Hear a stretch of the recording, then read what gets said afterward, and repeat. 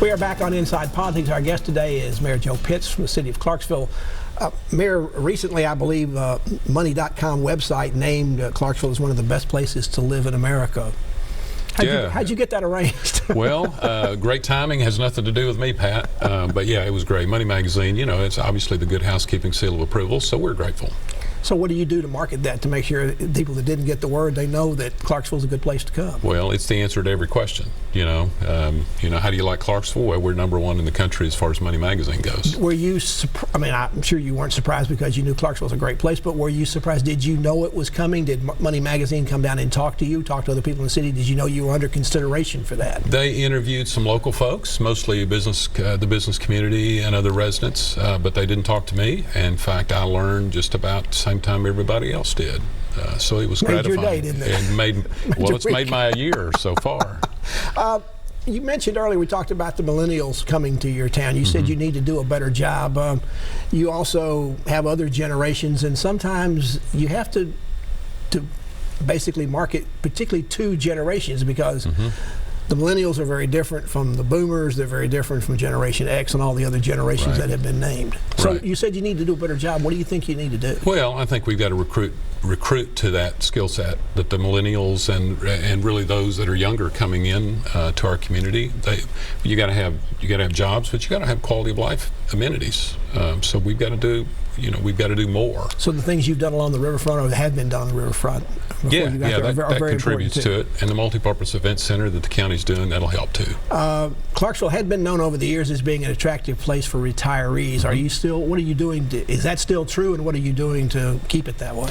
Well, we're just making sure we get out of the way, first of all, but I think the private sector stepped up. We're seeing more and more independent senior living facilities being built because a lot of the seniors don't want a house and a yard to take care of, so they want to move into some place where they can just be taken care of and sort of be on a concierge service. How do you keep millennials and boomers happy together? They're not the same kind of people. How do you attract both kind of groups to be happy and content in Clarksville? Well, I think you just you recognize you have two distinct groups, and you try to provide what each group needs to the best you can, balancing the expectations, because as you know, that's probably one of the most difficult things you do.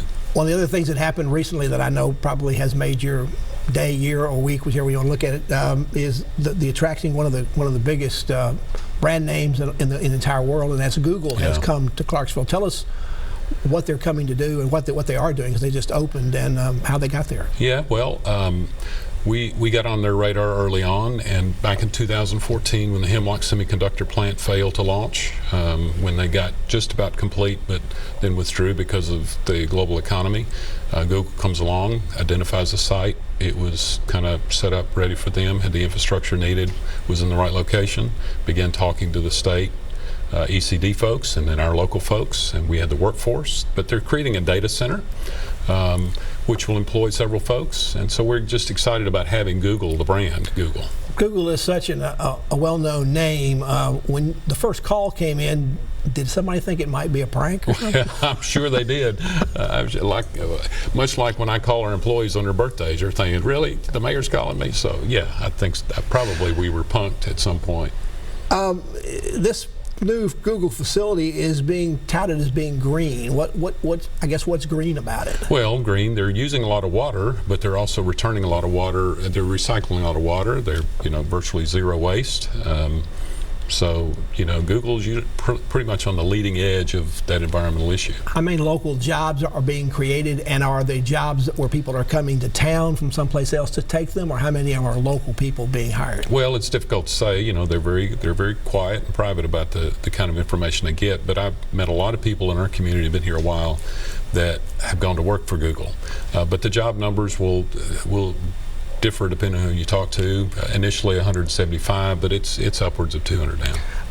Is this a situation where people are, what's your unemployment rate up there right now? Do you have the ready workforce to be able to go to work and provide for what Google or other people coming to town might need? Well, our rate is 3.2-ish.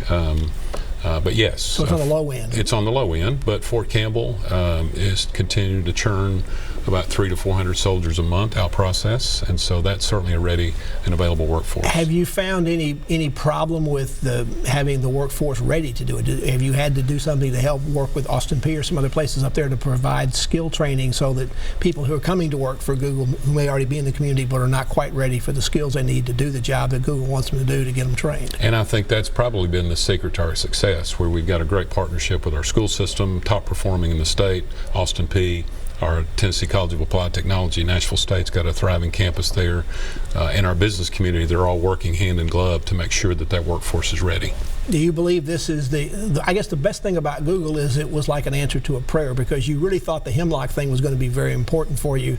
They built the plant, and then they said, no, we're not going to operate it. I mean, that must have been a devastating day for the community. It was tough, but Hemlock, to their credit, lived up to all their agreements that we made going into the development deal. So it wasn't like they just left town and left us sitting with a white elephant site. When people come into town, a lot of people with great big reputations like Google, usually there's some incentives to get them to come to town. They have to create so many jobs, and if they do, they get a tax break or do something else. What's the arrangement with Google? Well, it's pretty much a standard kind of arrangements. We do property tax abatements. It's not inside the city limits, so it's a county property tax rate abatement. So you didn't lose any money off of it? Well, no, we actually, and whether we had or not, we're grateful to have them in our community.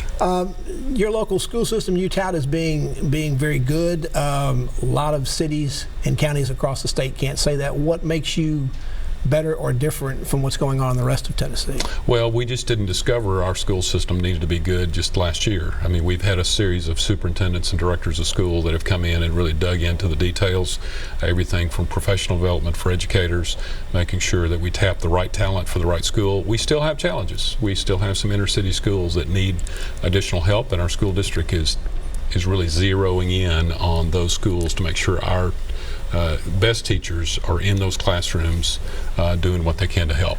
Mayor Joe Pitts of Clarksville is our guest. We're talking about the things going on up in Tennessee's 5th largest city, not far from Nashville. Back to continue our conversation with the mayor after you watch these messages.